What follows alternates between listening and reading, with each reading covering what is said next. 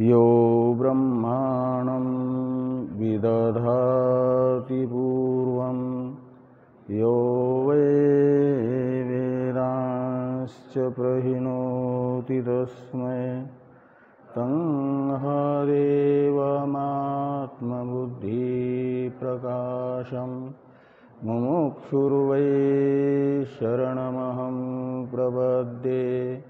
ओम शांति शांति शांति। शंकरं शंकराचार्यं केशवं बादरायणं सूत्रभाष्य कृतौ वंदे भगवन्तौ पुनः पुनः। ईश्वरो गुरुरात्मेति मूर्तिभेदविभागिने व्योमवद्व्याप्तदेहाय दक्षिणामूर्तये नमः। ओम शांति शांति शांति।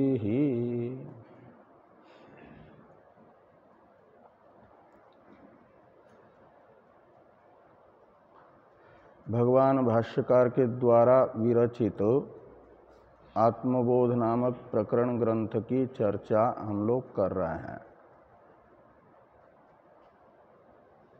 आत्मबोध नामक ग्रंथ के चतुर्थ श्लोक का विचार करते हुए यह बताया गया था कि प्रत्यक्षादि प्रमाणों से आत्मभेद प्रतीत होता है। वेदांत एको देव सर्वभूतेषु गूढ़ इत्यादि वाक्यों से आत्मा को एक बता रहा है, तो अन्य प्रमाणों का विरोध होगा। आत्मभेद प्रतिपादक प्रमाणों के साथ वेदांत वाक्यों का विरोध है, जो प्रत्येक शरीर में एक आत्मा को बता रहे हैं। इस शंका का समाधान करने के लिए भगवान भाष्यकार ने चतुर्थ श्लोक की रचना की थी और उसमें बताया गया कि यद्यपि आत्मा एक है, लेकिन उसकी उपाधिभूत अविद्या से वह अनेक सा प्रतीत होता है। जैसे आकाशस्थ बिंबरूप सूर्य एक है, पृथ्वी पर अलग अलग गड्ढों में वर्षा का जल जमा हुआ है, उसमें एक ही आकाशस्थ सूर्य का प्रतिबिंब पड़ता है। और जब तक उन गड्ढों में जमा हुआ जल रूपी उपाधि रहेगी, तब तक उन गड्ढों में पड़ा हुआ जो सूर्य का प्रतिबिंब है वह अलग अलग सा प्रतीत होता है। जैसे ही वो सारा जल सूख जाए तो बिंब रूप ही प्रतिबिंब होता है। बिंब ही प्रतिबिंब के रूप में उपाधि के रहने से भासता है। वह अविद्या तथा अविद्या कार्य अंतःकरण रूप उपाधि के रहने पर सूर्य स्थानीय आत्मा एक होता हुआ भी अंतःकरण रूपी जल में प्रतिबिंबित चिदाभास अनेक से प्रतीत होते हैं। वह अंतःकरण अपने कारणभूत अविद्या के साथ जब ज्ञान से बाधित हो जाता है तो अंतःकरणस्थ प्रतिबिंब भी बिंब रूप ही हो जाते हैं। जितने भी अंतःकरण उतने प्रतिबिंब अंतःकरण भेद से अलग अलग से प्रतीत हो रहे थे, और वो जो औपाधिक प्रतिबिंबगत भेद हैं उन्हीं विषयक आत्मभेद प्रतिपादक प्रत्यक्षादि प्रमाण है। उस प्रतिबिंब को ही अंतःकरणस्थ चिदाभास को ही आत्मा समझ करके चिदाभासों का अंतःकरणस्थ चिदाभासों का एक दूसरे से तथा परमात्मा से भेद वे प्रत्यक्षादि प्रमाण बता रहे हैं। वो औपाधिक भेद हुआ, और जैसे ही वह उपाधि बाधित हो जाती है ज्ञान से तो बिंब रूप जो आत्मा है, चिद्रूप जो आत्मा है, वह स्वयं भाषित होता है। इसे मेघापाये अंशुमान इव इस दृष्टांत से बताया गया चौथे श्लोक के चतुर्थ पाद में।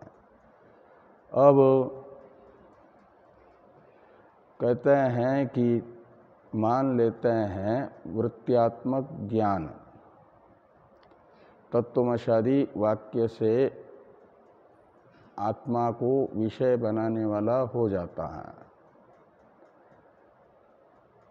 उस ज्ञान की उत्पत्ति से पहले तक आत्मा भिन्न भिन्न से प्रतीत होते हैं उपाधि का बाध न होने से। वो जो चिदाभास है उन्हें ही पूर्वाचार्यों ने कहीं प्रमाता शब्द से भी कहा है चिदाभास को,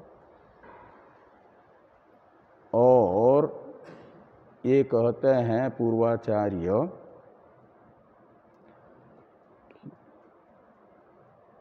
कि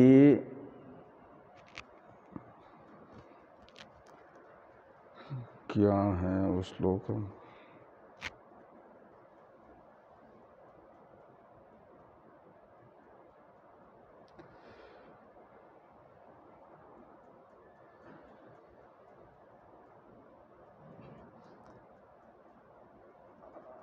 प्राक आत्मविज्ञानात् प्रमातृत्वं हि आत्मनः प्रमातैव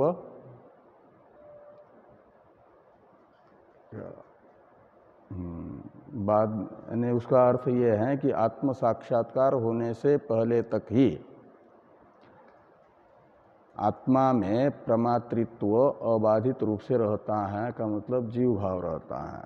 औपाधिक भेद भी रहेगा उसमें फिर। और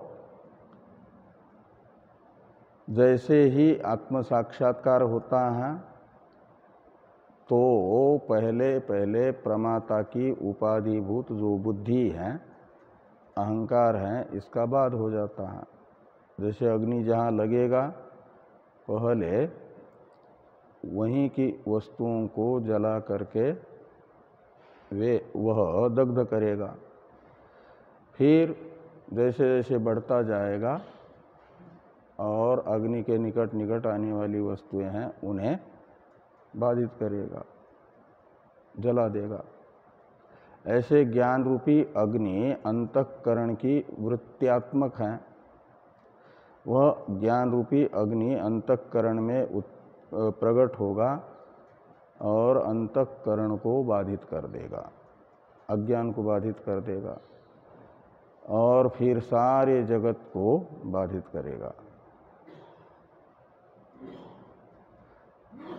और जैसे ही वह ज्ञान उत्पन्न हुआ तो फिर आत्मा में प्रमातृत्व की उपाधिभूत अंतःकरण के बाधित होने से प्रमातृभाव यानी सत्य जीव भाव प्रतीत नहीं होगा।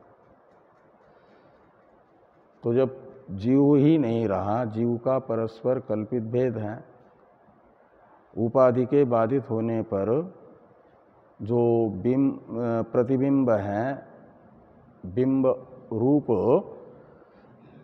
प्रतीत होगा और वह बिंब समस्त दोषों से रहित है, निर्दोष ब्रह्म है, तो निर्दोष ब्रह्म के रूप में आत्मा की प्रतीति हो जाती है।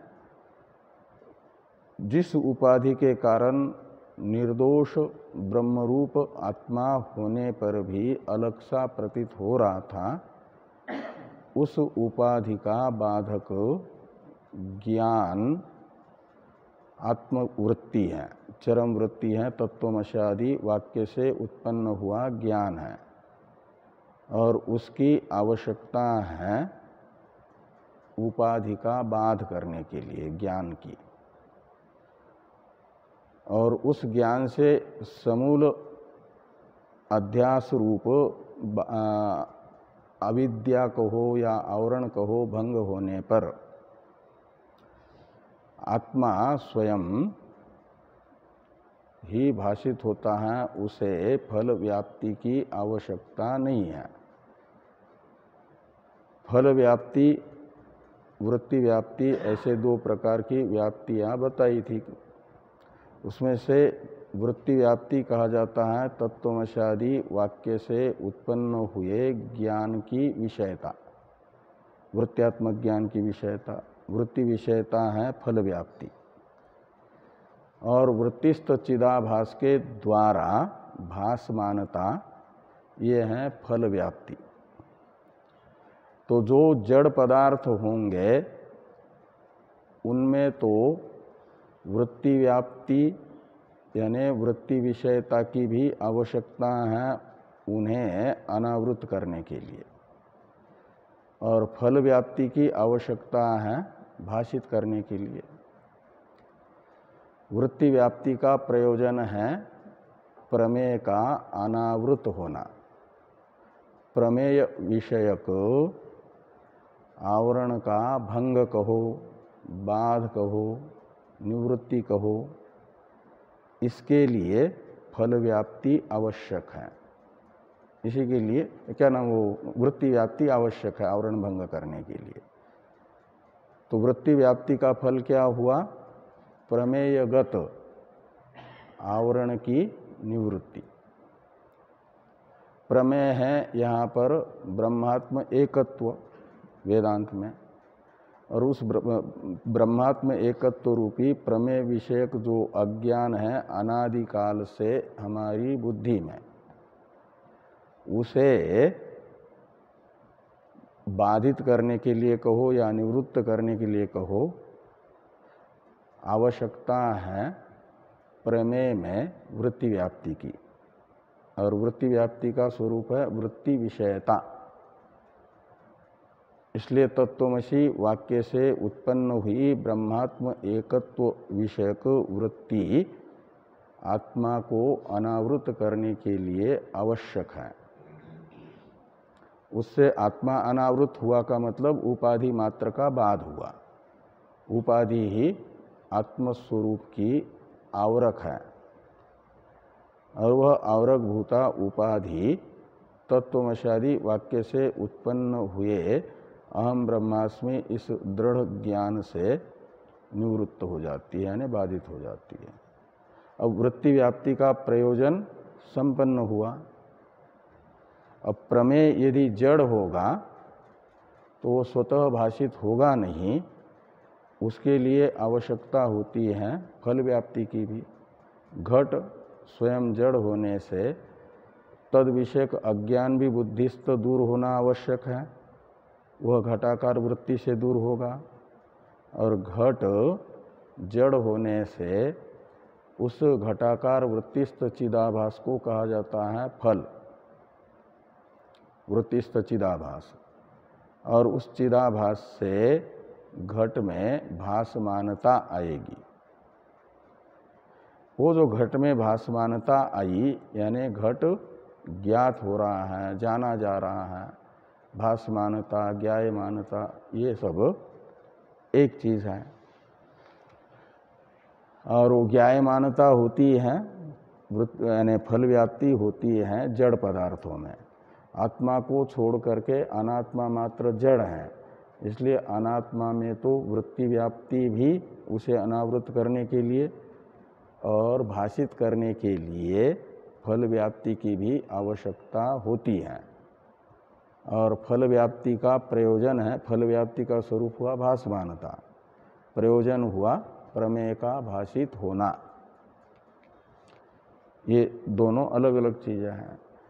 आत्मा तो चेतन होने से केवल उसे अनावृत करने के लिए वृत्ति व्याप्ति की मात्र आवश्यकता है, और चेतन होने के कारण वह आत्माकार वृत्तिस्थ चिदाभास से भाषित नहीं होगा, अपितु स्वयं ही भाषित होगा। वो स्वयं प्रकाश है। इसे बताया गया चौथे श्लोक के ही तृतीय पाद में, स्वयं प्रकाशते ह्यात्मा।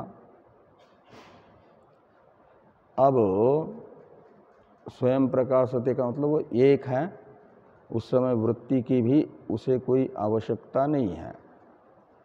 इस प्रकार आत्मा अनावृत होने पर एक ही प्रतीत होगा, और वो किसी दूसरे से प्रतीत नहीं होगा, उसमें पर प्रकाश्यता नहीं, स्वयं ही एकत्वेन रूपेण भाषित होगा, मैं के रूप में भाषित होगा। यह बात स्वयं प्रकाशते ह्यात्मा से बताई गई। अब ये कहते हैं कि आप, पूर्व पक्षी की एक दूसरी शंका है कि आप वेदांती कहते हो कि आत्मा में स्वतः भेद नहीं है, औपाधिक भेद है। जब तक उपाधि रहेगी तब तक आत्मा भिन्न भिन्न प्रतीत होगा। लेकिन ये जो आत्मा को अनावृत करने के लिए आत्म विषयनी तत्वमसि वाक्य से उत्पन्न हुई परमात्मक वृत्ति मानी आपने, ये चरम वृत्ति है। और यह आत्म विषयक है का अर्थ है आत्मा उसका विषय है, तो आत्मा की वो उपाधि हो जाएगी। कौन? तत्वमशादि वाक्यों से उत्पन्न हुई चरम वृत्ति, वह आत्म विषयिनी होने से उसे माना जाएगा आत्मा की उपाधि, वह आत्म उपाधि है। और आत्म उपाधि रूप ये चरम वृत्ति से उपहित आत्मा हो जाएगा, अवच्छिन्न आत्मा हो जाएगा, का मतलब भिन्न भिन्न होगा। वो वृत्तियाँ कितनी हैं? अहम ब्रह्मास्मि, ये जो तत्वमसि वाक्य से उत्पन्न हुई वृत्ति एक है कि अनेक है? एक ही है। सुखदेव जी में अहम ब्रह्मास्मि वृत्ति उत्पन्न हुई, फिर उसने आत्मा को अनावृत किया, तो फिर आपके लिए भी आत्मा अनावृत होना चाहिए। हाँ? आवरणभूत जो अविद्या है वो कितनी है? हाँ? तो ये एक अहम ब्रह्मास्मि वृत्ति से वे जितनी भी अविद्याएं हैं सब बाधित हो जाएगी, सब। हाँ? तो फिर तो आप भी ब्रह्मज्ञानी हैं, आपकी अविद्या भी सुखदेव जी से हुए अहम ब्रह्मास्मि ज्ञान से ही निवृत्त हो गई। तो अभी अज्ञान है कि नहीं स्वरूप का? वेदांत क्यों पढ़ रहा है? ब्रह्म ज्ञान के लिए। ब्रह्म ज्ञान का भी लिए चाहिए।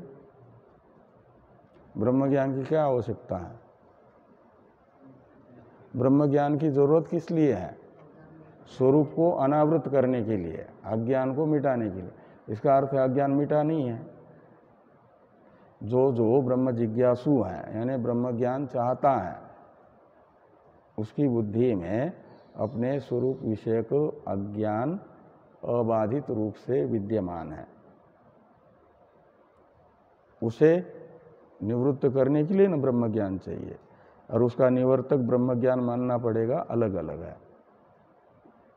किसी का निवृत्त हो गया है अज्ञान, किसी का निवृत्त नहीं हुआ है। इसका अर्थ है जिसका निवृत्त हुआ उसकी अहम ब्रह्मास्मि वृत्ति अलग है, उनके चित्त में उत्पन्न हुई। उनके चित्तगत अहम ब्रह्मास्मि वृत्ति ने उनके अज्ञान को दूर कर दिया। जिनके जिनके चित्त में तत्वमसि वाक्य से अहम ब्रह्मास्मि यह दृढ़ आत्म साक्षात्कार नहीं हुआ, उनका अज्ञान अभी अबाधित रूप से विद्यमान है। तो वृत्तियां अनेक है, ये मानना पड़ेगा। ब्रह्म सूत्र में एक सूत्र आता है, यावद विभाग विकारो ही। तो जब तक भेद है, विभाग यानी भेद, तब तक विकार है, कार्य है। कार्य में भेद रहता ही रहता है। तो तत्वमस्यादि वाक्यों से अहम ब्रह्मास्मि वृत्ति उत्पन्न हो रही है। वो उत्पन्न होने वाला ज्ञान है वृत्त्यात्मक ज्ञान। तो जैसे उत्पन्न हुआ शरीर अलग अलग है, कार्य है ना, तो कार्य अलग अलग रहता है। ऐसे ही ये अहम ब्रह्मास्मि वृत्ति भी अलग अलग होगी। तो आकाश उत्पन्न हुआ है कि नहीं उत्पन्न हुआ? वो कितने हैं? हाँ, आकाश कितने हैं? तो उत्पन्न होने पर भी, कार्य होने पर भी एक है। उसमें विभाग होता है कि नहीं होता? आकाश में सावयव होने से विभाग होगा।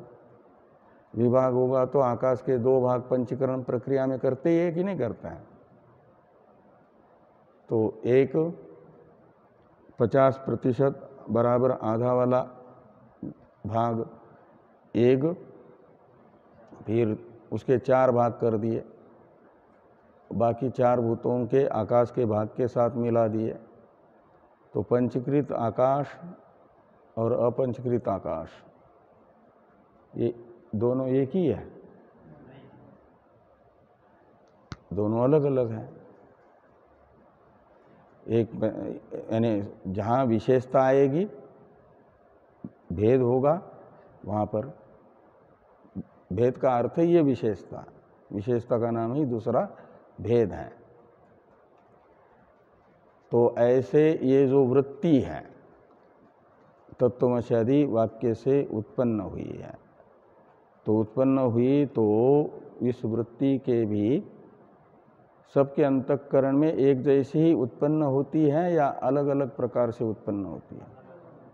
अंतःकरण की शुद्धि के तारतम्य को लेकर के उत्पन्न हुई जो अहम ब्रह्मास्मि वृत्ति है, उसमें भी तारतम्य रहेगा ना। इसलिए तो उसे कहते हैं परोक्ष ज्ञान, अपरोक्ष ज्ञान। फिर कहीं कहीं दृढ़ ज्ञान, दृढ़ अपरोक्ष, अदृढ़ अपरोक्ष, ये भेद करते हैं ना। और फिर ज्ञान की जैसी जैसी निष्ठा परिपक्व होती है, ज्ञान निष्ठा, तो उत्तर उत्तर भूमिकाएं आती है असंशक्ति, पदार्था भावनी और तूर्य का। यदि ज्ञान एक ही होता तो ये जो उत्तर ज्ञान के फल में भेद कैसे होता? तो इसका अर्थ है वृत्तियां अलग अलग है। ऐसा कौन कहते हैं? पूर्व पक्षी। चरम वृत्तियां भी अनेक है और उस समय उन वृत्तियों का विषयभूत जो आत्मा, उनकी उस आत्मा की उपाधियां वो स्वयं वृत्ति हो जाएगी और वह वृत्ति भिन्न भिन्न होने से स्वगत भेद यानी उपाधिगत भेद उपहित जो आत्मा है उसमें आदान कर देगी। तो वृत्ति भेद से आत्मा भी अनेक हो जाएंगे। इसलिए नहीं कह सकते कि ये जो अविद्या तथा अविद्या का कार्य रूप अंतःकरणादि बाधित होने पर भी, निवृत्त होने पर भी आत्मा निरुपाधिक है, इसलिए एक है। ये तो तब होता यदि निरुपाधिक होता, लेकिन उस अज्ञान तथा अज्ञान कार्य अंतःकरणादि को निवृत्त करने वाली चरम वृत्ति कहो या वृत्त्यात्मक ज्ञान कहो, वह तो उपाधि के रूप में आत्मा में विद्यमान है ही है। तो निरुपाधिक न होने से, वो उपाधियां अनेक होने से आत्मभेद ही रहेगा युक्ति से, विचार से। उपाधि भिन्न है तो आत्मा भिन्न है, और विचार से पूर्व पक्षी कहते हैं युक्ति से आत्मा में भिन्नता सिद्ध, क्या नाम, आत्मा की उपाधिभूत वृत्ति में भिन्नता सिद्ध हो रही है, इसलिए आत्मभेद ही मानो, आत्म एकत्व मानना अनुचित है। ये शंका समझ में आई? पूर्व पक्षी की ये शंका समझ में आई कि नहीं? जो आत्मभेदवादी हैं उन्होंने यह वृत्त्यात्मक ज्ञान को माना आत्मा की उपाधि, और उस उपाधि को लेकर के, और वो वृत्त्यात्मक ज्ञान रूपी उपाधियां अनेक होने से उनसे उपहित आत्मा भी अनेक होंगे, ये युक्ति बताती है। जैसे आकाश की उपाधिभूत घटादि अनेक होने से आकाश अनेक प्रतीत हो रहा है। दृष्टांत में उनके मत में आकाश एक है, तो जो तार्किक है तो वे दृष्टांत आकाश का बताएंगे कि आकाश घटादि उपाधि के भिन्न होने से भिन्न है। ऐसे वृत्त्यात्मक उपाधि के भिन्न भिन्न होने से आत्मा भी भिन्न भिन्न है। ये हुई आशंका। इस आशंका का निराकरण करने के लिए पंचम श्लोक, इसे देखिए। हाँ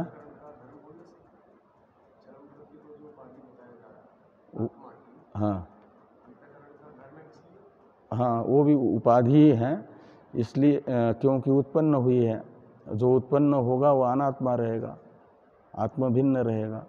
इसलिए जो उत्पन्न हुई वृत्ति है, वृत्ति रूप ज्ञान है, वो आत्मा नहीं है, आत्म विषयक है, आत्मा की उपाधि है। आत्म विषयक जो होगा वो आत्मा की उपाधि माना जाएगा। तो अज्ञान आत्म विषयक होने से आत्मा की उपाधि हुआ। ऐसे वृत्त्यात्मक ज्ञान भी आत्म विषयक होने से आत्मा की उपाधि है। अज्ञान को आत्मा की उपाधि क्यों मानते हैं? अविद्या को, वो आत्म विषयक होने से। तो जो आत्म विषयक होगा वो, यानी अनात्मा होता हुआ आत्म विषयक होगा, वो आत्मा की उपाधि।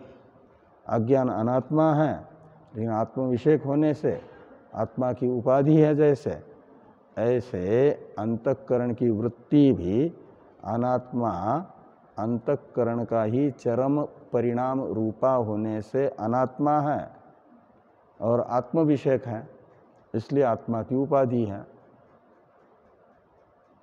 और आत्म उपाधि ये सोपाधिक आत्मा अलग अलग है। ये किसने कहा? पूर्व पक्षी ने। ये इस आत्मा को अलग अलग मानना ही उचित है। इस पूर्व पक्ष की आशंका का निराकरण करने के लिए पंचम श्लोक की रचना भगवान भाष्यकार ने की है। तो पंचम श्लोक का उच्चारण कर लें। अज्ञान कलुषम जीवम ज्ञानाभ्यासाधि निर्मलम कृत्वा ज्ञानं स्वयं नश्येत् जलं कतकरेणुवत्।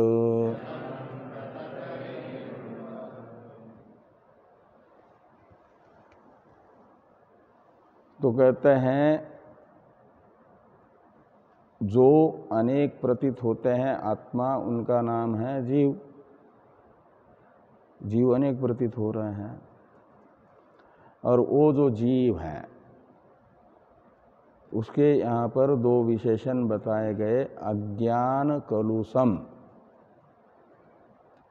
और दूसरा एक विशेषण है निर्मलम। कलुषम कहते हैं सदोषम, कालुष्य कहते हैं दोष को।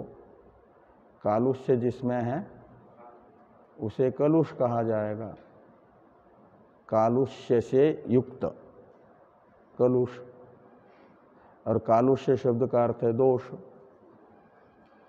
तो जीव कलुष है का मतलब सदोष है, उसमें दोष है जीव में।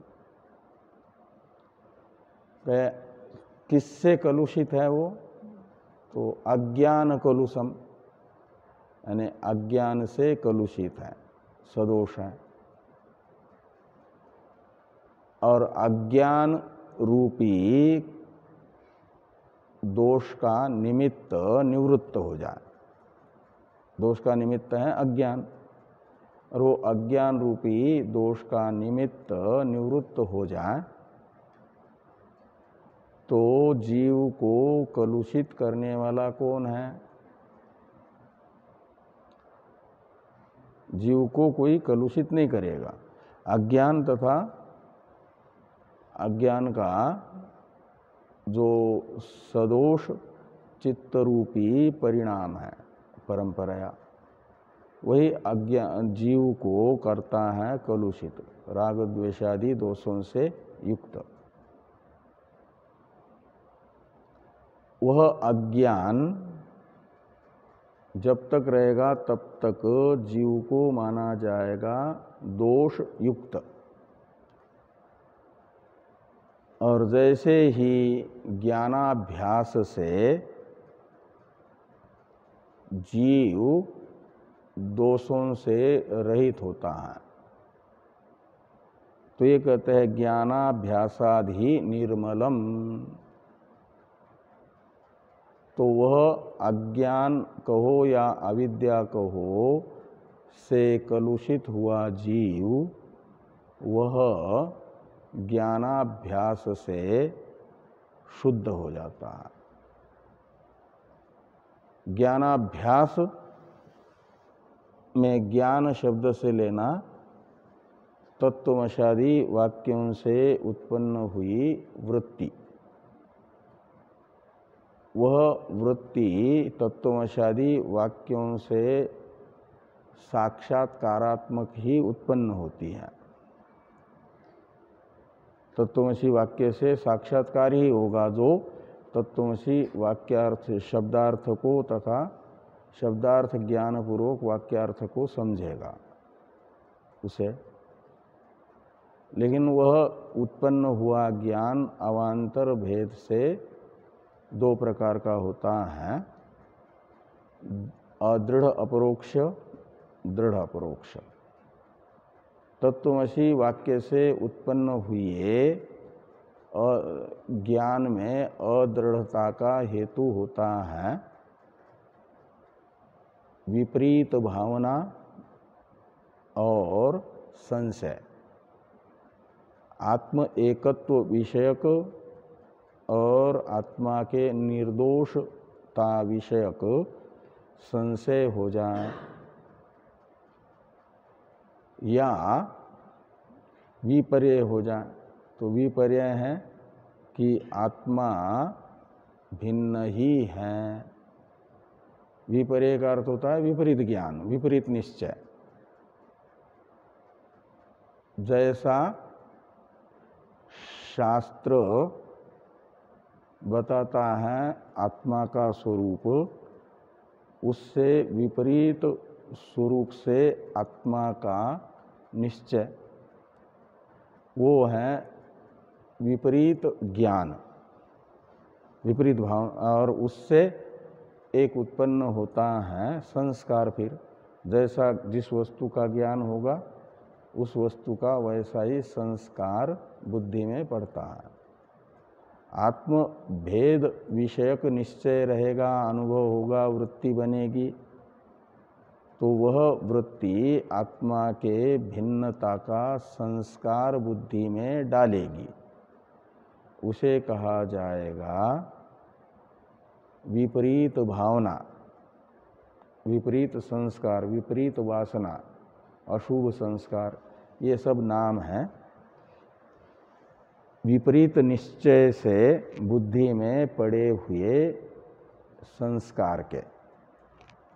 और शुभ संस्कार कहो, शुभ वासना कहो, ये नाम होता है आत्मा के शास्त्र प्रतिपादित स्वरूप का स्वरूपाकार वृत्ति से जो बुद्धि में संस्कार पड़ेंगे।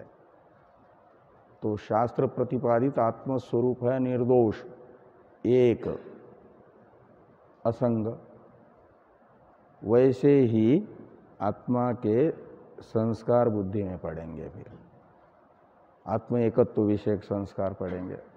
अब साधक की बुद्धि में जो ज्ञानाभ्यास कर रहा है, संस्कार पहले जब साधक नहीं था वेदांत का, तो आत्म भिन्नता के संस्कार आत्म भेद विषयक वृत्ति से पड़े थे।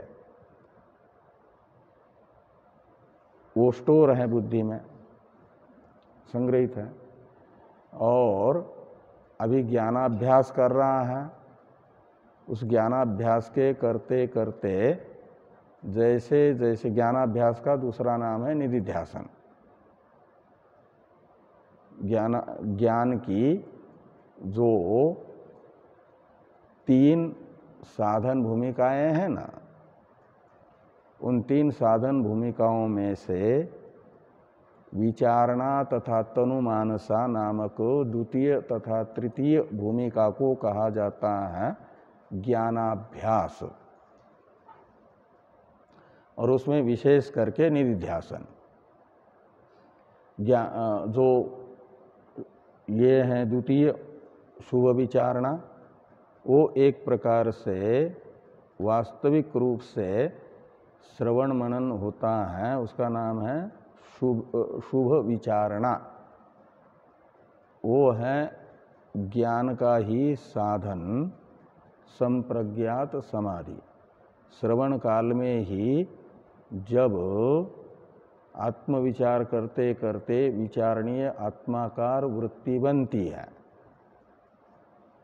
तो माना जाता है उस उतने समय के लिए, कितना भी एक क्षण का अल्प हिस्सा क्यों न हो, लेकिन आप आत्मविचार कर रहे हैं, स्वाध्याय कर रहे हैं, तो स्वाध्याय में 1 घंटे के स्वाध्याय में 2, 4, 5 बार, 10 बार, जितने बार भी आत्माकार वृत्ति बने, तो वह वृत्ति आत्मा का संस्कार बुद्धि में डालेगी ना। वो भी समाधि है, लेकिन सविकल्पक समाधि। सविकल्पक समाधि में विचार भी रहता है, अनात्माकार वृत्तियाँ भी आएगी। ऐसे मनन, और मनन में भी श्रवण और मनन से आत्मा के तत्वमसी वाक्य से उत्पन्न हुए आत्म विषयक ज्ञान में शिथिलता लाने वाला जो संशय होता है, अदृढ़ता का हेतु संशय होता, वो चला जाता। वो चला जाएगा तो एक संशय रूपी अदृढ़ता का निमित्त चला गया।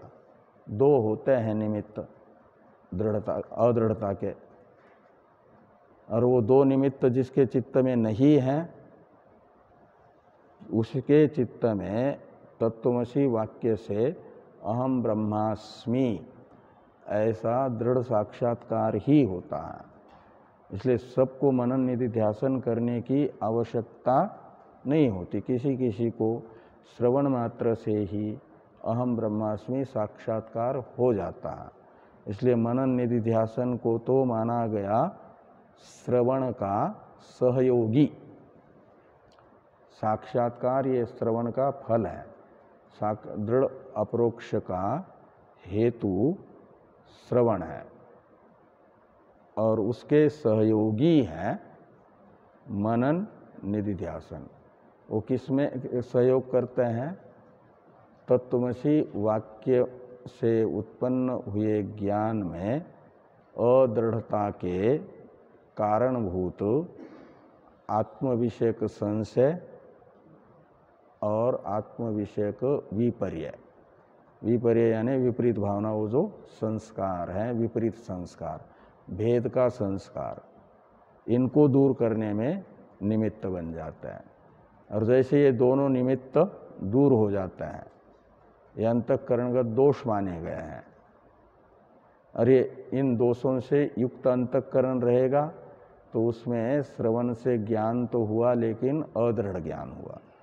अदृढ़ ज्ञान में सामर्थ्य नहीं है कि अनादिकाल से असंख्य जन्मों से जो चला आ रहा है प्रवाह रूप से अध्यास, उसे रोकने का, उसे बाधित करने का सामर्थ्य अदृढ़ अपरोक्ष ज्ञान में नहीं है।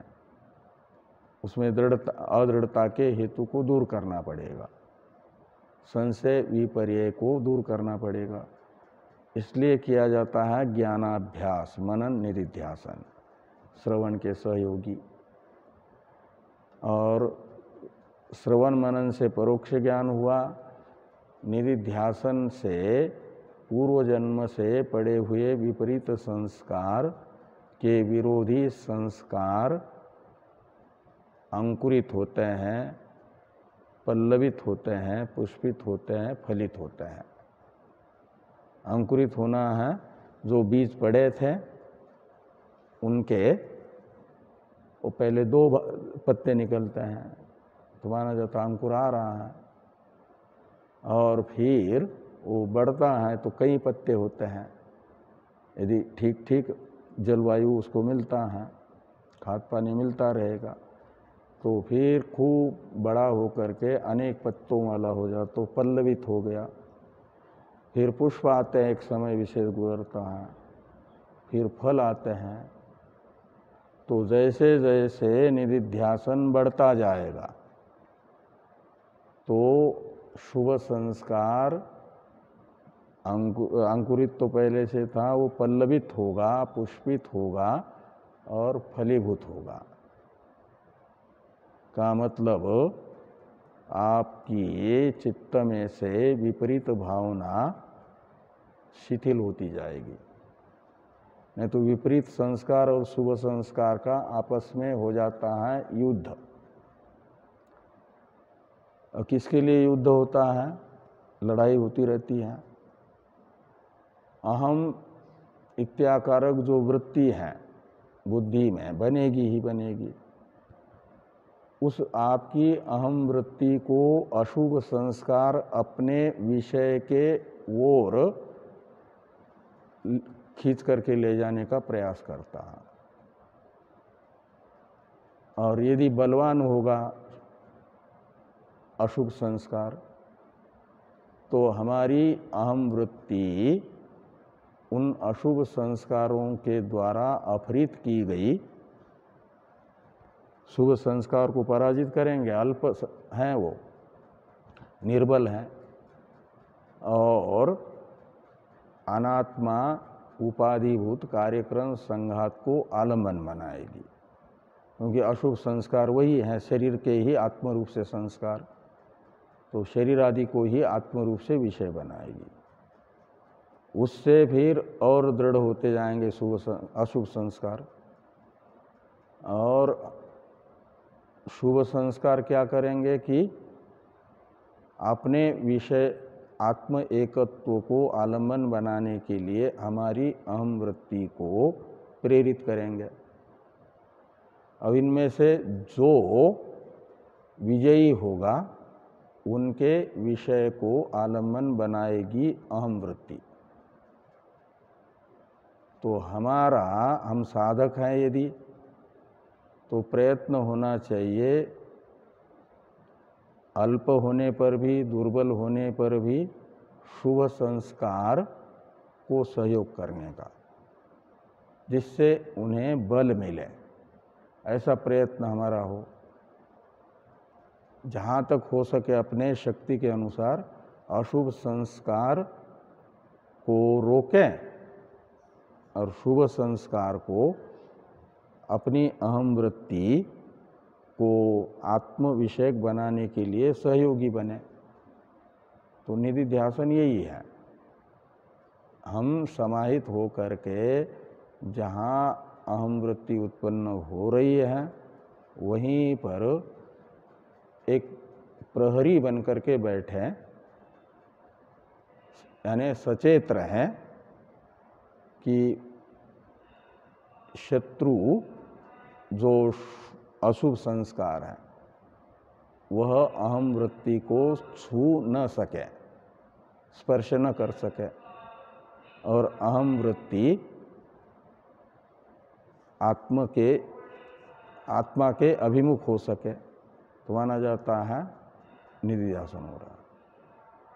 फिर कभी दुर्बल पड़ जाता है वो आत्म संस्कार, ये विजयी हो जाता है, तो कभी उधर।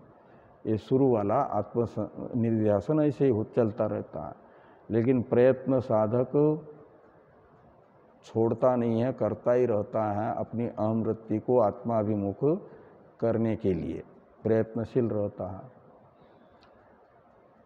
तो ये ज्ञानाभ्यास कर रहा है, और ज्ञानाभ्यास करते करते करते जब पूर्ण रूप से ये आत्मविषयक संस्कार प्रबल हो जाते हैं और दुर्बल पड़ जाते हैं विपरीत संस्कार, तो उस समय इनके प्राबल्य और दुर्बल्य का माप क्या है, हमको कैसे मालूम होगा?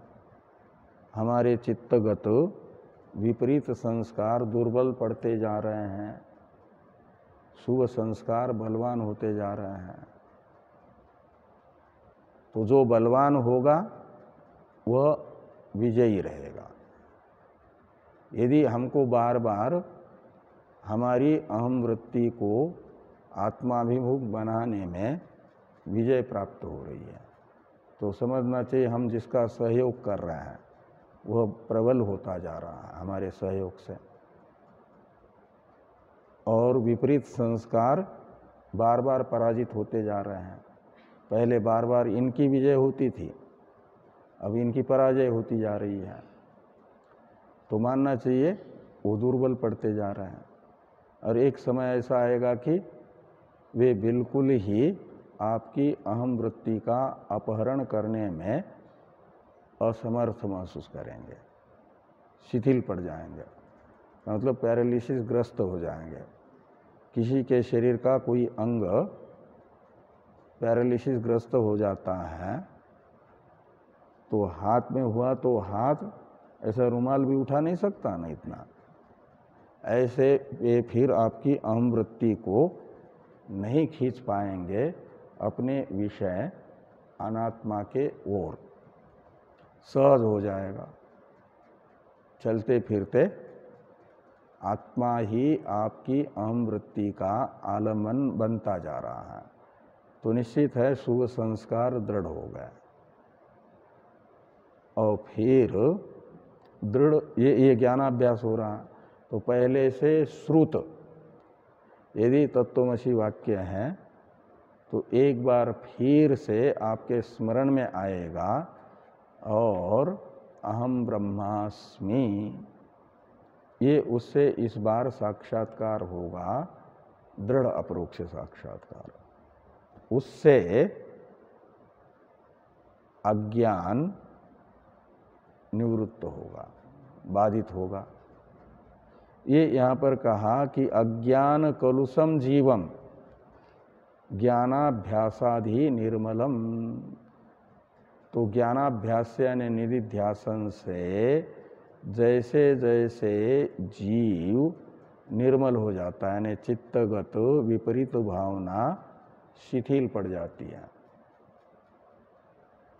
अंतःकरण यदि शुद्ध है तो उस जीवात्मा को कहा जाता है, शुद्ध अंतःकरण उपहित जीवात्मा को शुद्ध। और अंतःकरण यदि राग द्वेषादि कालुष्य से कलुषित है तो कहा जाता है अज्ञान कलुष जीव है।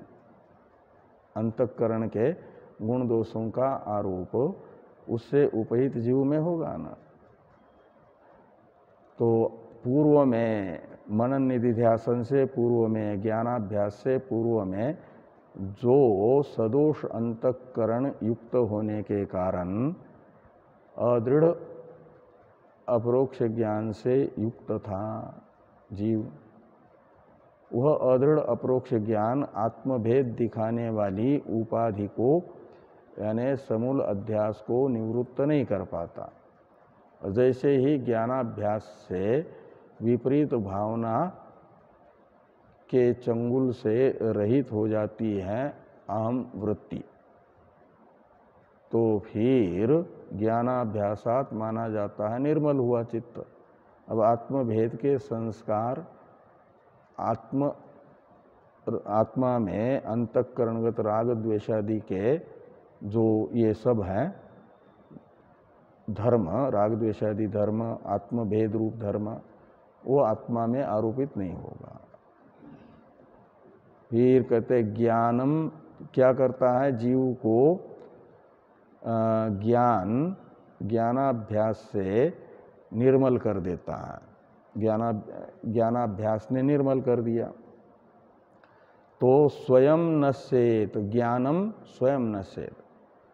अब मान लो कि ज्ञान से अज्ञान दूर हुआ। वेदांत में 3 बातें युगपत होती हैं। अहम ब्रह्मास्मि इस दृढ़ साक्षात्कार की उत्पत्ति, समूल अध्यास की निवृत्ति और मनोनाश। मनोनाश का ही दूसरा नाम है वासनाक्षय, और ऋषि को गीता में रस निवृत्ति बताया।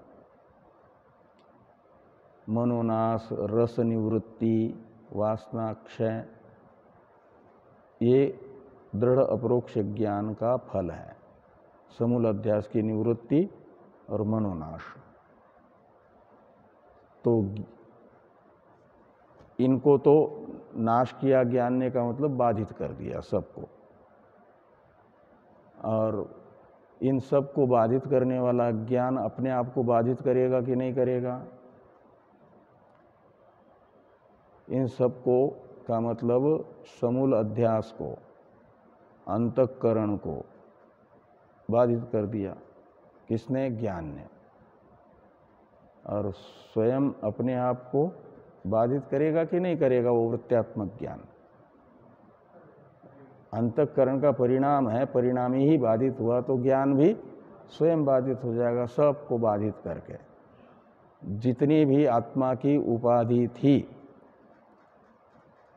एक आत्मा होते हुए भी उसमें अनेकत्व को दिखाने वाली, वो सारी उपाधियां तत्वमसि वाक्य से उत्पन्न हुए वृत्त्यात्मक ज्ञान से निवृत्त हो गई यानी बाधित हो गई। और तत्वमसि ज्ञान भी ज्ञान से निवृत्त, तत्वमसि वाक्य से उत्पन्न हुआ ज्ञान भी ज्ञान से बाधित होने वाले अंतःकरण का ही धर्म विशेष होने से, धर्मी नहीं रहा तो धर्म कहाँ रहेगा? नहीं रहेगा। जिस मटके में घी रखा है वो मटका फूट गया तो घी बना रहेगा? वो भी फैल जाएगा। ऐसे अंतःकरण वृत्ति रूपी जो घी है वो तो अंतःकरण रूपी मटके में रखा था, वो मटका ही बाधित हो गया, फूट गया। तो तस्थ अहम ब्रह्मास्मि वृत्ति रूपी जो घी है वह भी चला जाएगा। इसे समझाने के लिए अंतःकरण की चरम वृत्ति रूप ज्ञान भी स्वयं बाधित होता है। इसे समझाने के लिए दृष्टांत बताया, जलम कतक रेणुवत। कतक कहा जाता है जैसे बाढ़ के दिनों में पहले कहीं कुआं आदि नहीं हुआ, जिन गांवों में कुएं नहीं हैं और मोटर पंप आदि नहीं हैं, बोरवेल आदि, तो नदी का ही जल उपयोग करते थे। बाढ़ के दिनों में तो मिट्टी युक्त जल आता है, तो लोग लाते हैं, लेकिन पानी पीने के लिए, भोजन बनाने के लिए नदी से लाया और उसी का उपयोग किया, ऐसा तो नहीं होता था। वो पात्रों में रखते थे और फिर उसमें थोड़ा सा कतक रेणु डालते थे।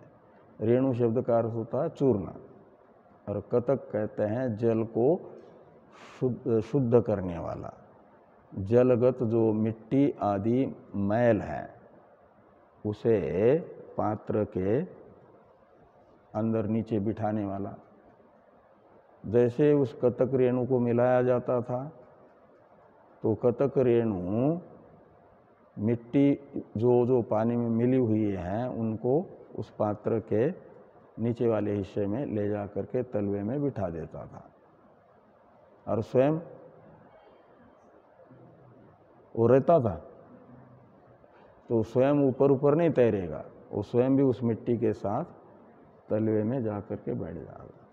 फिर दूसरे पात्र में ऊपर ऊपर का जल लोग निकालते थे। जो मिट्टी जिस जल की नीचे बैठ गई है, जितना साफ जल है उतना अपना निकाल लेते थे। तो कतक रेणु जैसे जल में मिले हुए मैल को नीचे बिठा करके स्वयं भी बैठ जाता है। ऐसे अहम ब्रह्मास्मि वृत्ति निर्दोष आत्मा में भेदादि दोष दिखाने वाली समस्त उपाधियों को बाधित करके स्वयं भी बाधित हो जाती है।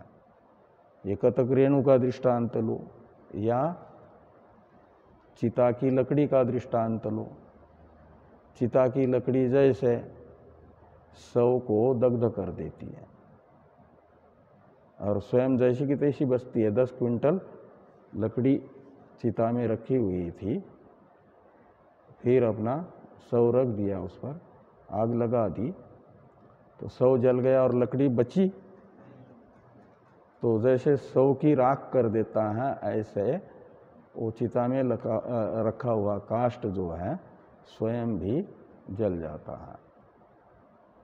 ऐसे ही अहम ब्रह्मास्मि वृत्ति उपाधि मात्र को बाधित करके स्वयं भी बाधित होती है, चिता की लकड़ी के तरह। ये कहो या कतक रेणु कहो। और फिर उस वृत्ति के भी निवृत्त होने के बाद जो शेष बचा, वो क्या बचा है? और कोई अनात्म वस्तु बची? तत्वमसि वाक्य से उत्पन्न हुई आत्मा की उपाधि पूर्व पक्षी जो कहना चाहते थे अहम ब्रह्मास्मि वृत्ति को, वो भी नहीं बची। तो बचा केवल अधिष्ठानभूत आत्मा, वो एक है, वो स्वयं भाषित होता है, ये कहा गया।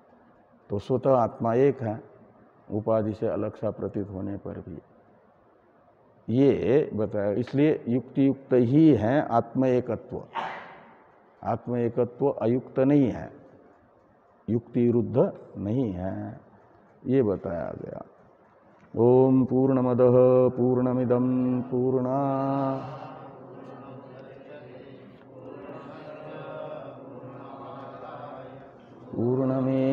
पूर्णमेवावशिष्यते। ओम शांति शांति शांति। शंकरं शंकराचार्यं केशवं बादरायणं सूत्रभाष्य कृतो वंदे भगवन्तो पुनः पुनः। ईश्वरो गुरुरात्मेति मूर्तिभेद विभागिने व्योमवद्व्याप्तदेहाय दक्षिणामूर्तये नमः। ओम शांति शांति शांति।